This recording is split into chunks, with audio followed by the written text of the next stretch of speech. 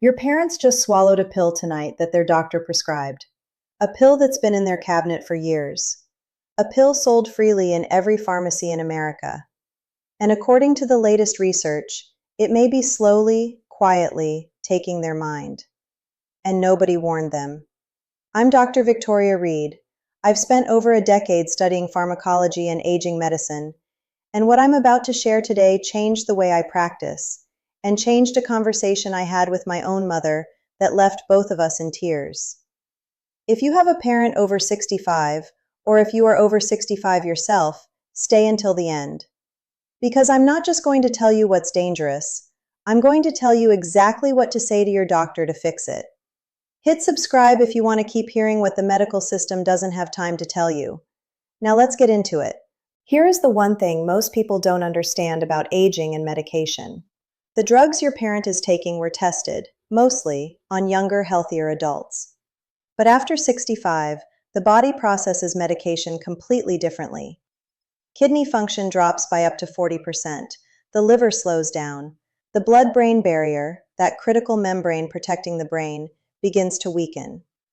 A drug that was fine at 45 can become toxic at 70, not because the dose changed, because the body did. And the harm it causes doesn't look like a drug reaction. It looks like memory loss. It looks like confusion. It looks like falling. It looks like getting old. But here's what disturbs me most. There has been a formal list of medications considered dangerous for elderly patients since 1991. It's called the Beers criteria. Doctors and pharmacists created it specifically to say, do not prescribe these drugs to people over 65. And yet millions of older Americans are still on them today.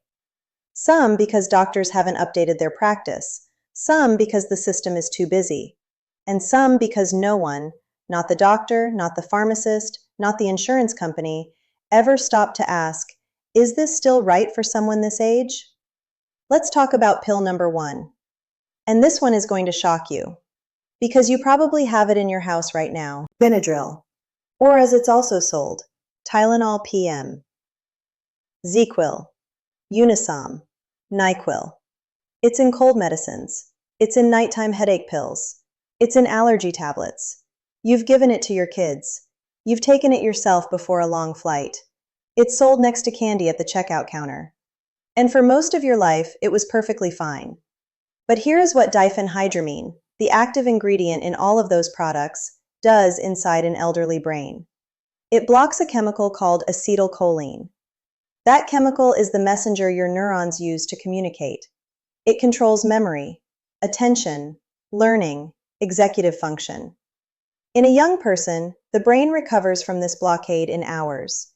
But in an older brain, one that already has declining acetylcholine production, one that may already be carrying the earliest signs of cognitive decline, even one night of blocking this chemical can leave damage that doesn't fully reverse. Researchers at the University of Washington followed over 3,000 older adults for 7 years. The result was staggering. People who used anticholinergic drugs like diphenhydramine 3 or more times per week for 3 or more years had a 54% higher risk of developing dementia. 54%. Not a footnote, not a fringe study.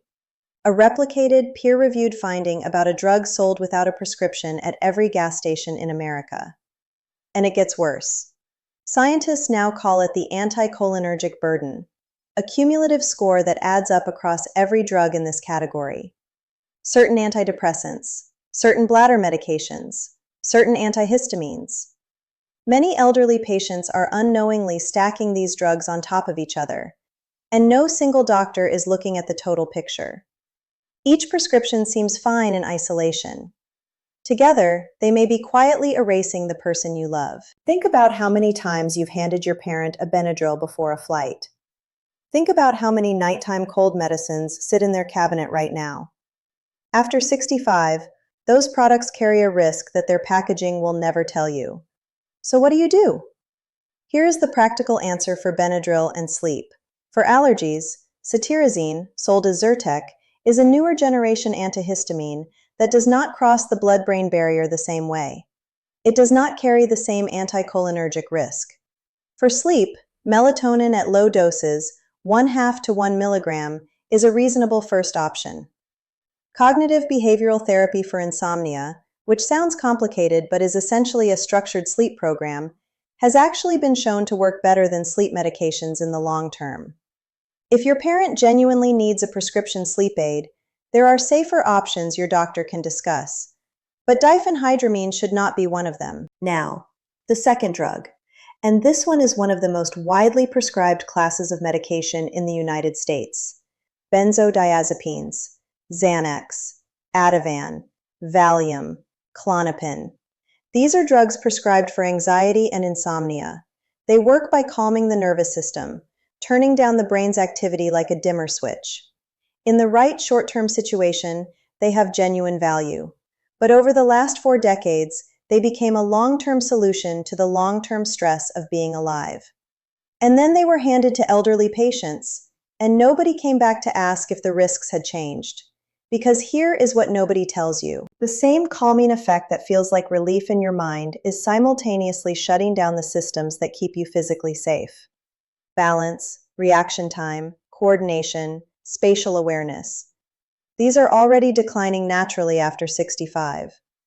Adding a nervous system suppressant on top of that doesn't just make you feel relaxed, it quietly removes your ability to catch yourself when you start to fall. The statistics are devastating. Older adults on benzodiazepines have a 50 to 70% higher risk of falling. And falls are not a minor inconvenience for someone over 65. Falls are the leading cause of injury-related death in that age group. 1 in 4 Americans over 65 falls every year. And of those who fall and fracture a hip, up to 30% will be dead within 12 months. Not from the fracture itself, but from the collapse that follows. The surgery, the immobility, the pneumonia, the blood clots, the loss of the will to move. But here's where the trap gets truly cruel. When you try to stop benzodiazepines after years of use, the brain, having been chemically suppressed for so long, overreacts. The anxiety comes back harder than before. The insomnia gets worse. The patient, logically, goes back to the pill, and the exposure continues. This isn't weakness. This is pharmacology. The brain was changed by the drug, and getting off it requires slow, careful, medically supervised tapering, not willpower. So what can actually replace a benzodiazepine for anxiety in an elderly person? SSRIs and SNRIs, traditional antidepressants, are actually first-line treatments for generalized anxiety disorder and carry far fewer risks for older adults. Buspirone is another option specifically for anxiety that doesn't carry fall risk or dependence. For sleep, the same cognitive behavioral approach I mentioned works here too. Regular exercise, even gentle walking, has been shown in multiple studies to reduce anxiety and improve sleep quality in older adults as effectively as medication in the long term. These aren't soft suggestions. These are evidence-based alternatives that physicians can prescribe and therapists can deliver. The question is whether anyone has tried them first. Now, the third drug. This is one most people consider completely necessary, and in some cases, it genuinely is. But the story the research tells about long-term use is something your doctor may not be explaining. Proton pump inhibitors. PP is omeprazole, pantoprazole, Nexium, Prilosec. These are medications for acid reflux and heartburn. They work by dramatically reducing stomach acid production, and they are genuinely life-saving in specific situations.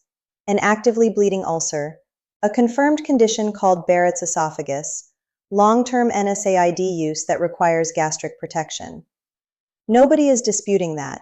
What is being disputed, and what the research increasingly supports, is what happens when these drugs are taken continuously for years without a specific, regularly reassessed clinical reason.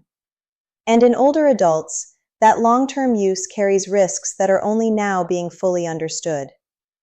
Your stomach acid is not a mistake. It exists for a reason. It sterilizes your food. It kills ingested bacteria. It activates digestive enzymes. And critically, it enables the absorption of nutrients that become more important with every decade of aging. Calcium, vitamin B12, magnesium, iron, suppress stomach acid chronically, and calcium absorption drops measurably. Multiple large studies have found that long-term PPI use is associated with a 25 to 44% increased risk of hip fracture. In someone over 65, with already declining bone density, that is not a minor finding. Vitamin B12 requires stomach acid to be released from the proteins in food before it can be absorbed. Long-term PPI users frequently develop B12 deficiency, and B12 deficiency causes nerve damage, memory impairment, depression, and psychiatric symptoms that can look exactly like dementia. The terrifying part? This is entirely reversible if caught, but it is routinely missed because the connection to a heartburn pill isn't obvious. Magnesium deficiency from PPIs has been linked to irregular heart rhythms and increased stroke risk. And by altering the gut microbiome, PPIs increase the risk of a dangerous intestinal infection called C. difficile, which is particularly severe and difficult to treat in elderly patients. Here's the practical side. If your parent is on a PPI, the first question to ask is, what was the original reason, and has it been reassessed lately? Many people are on PPIs because they had some reflux 5 years ago, got a prescription, and it auto-renewed. That is not a medical plan. For genuine reflux without a serious underlying condition, there are changes that often work surprisingly well.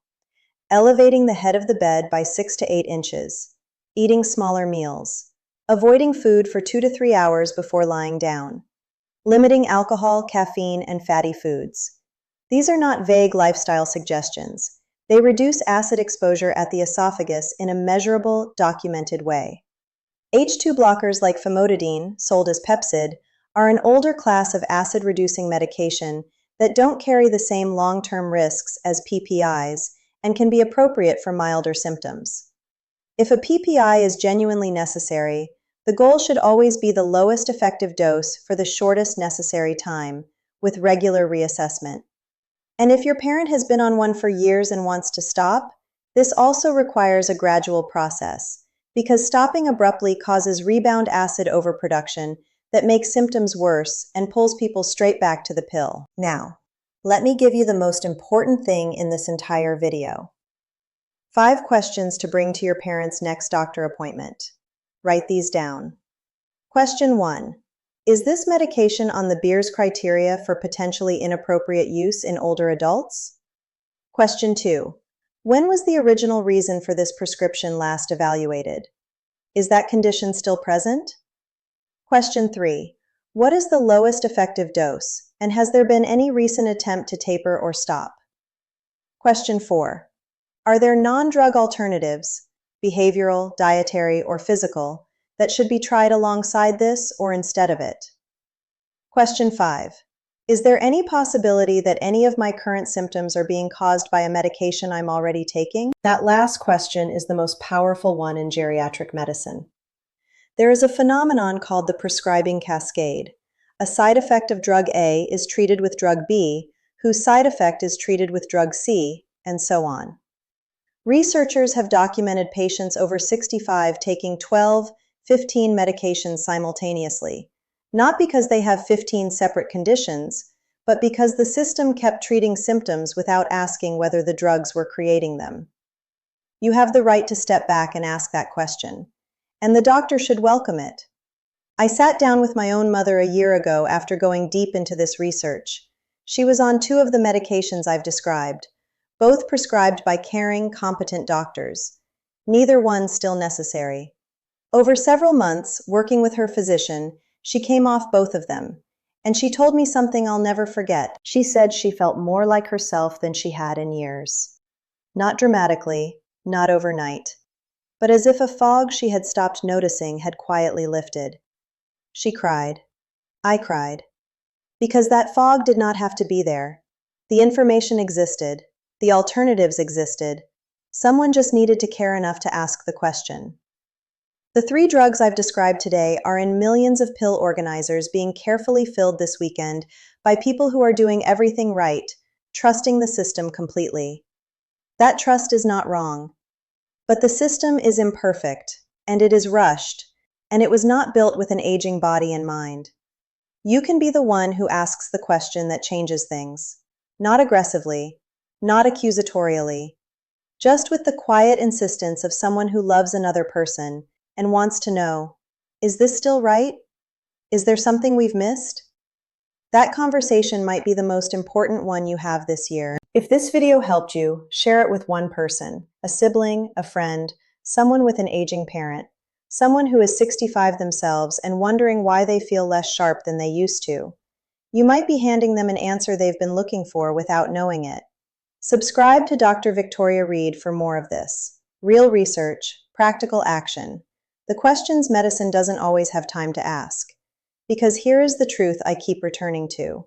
Some of what we call aging, the fog, the unsteadiness, the slow dimming of someone we love, is real and inevitable and human.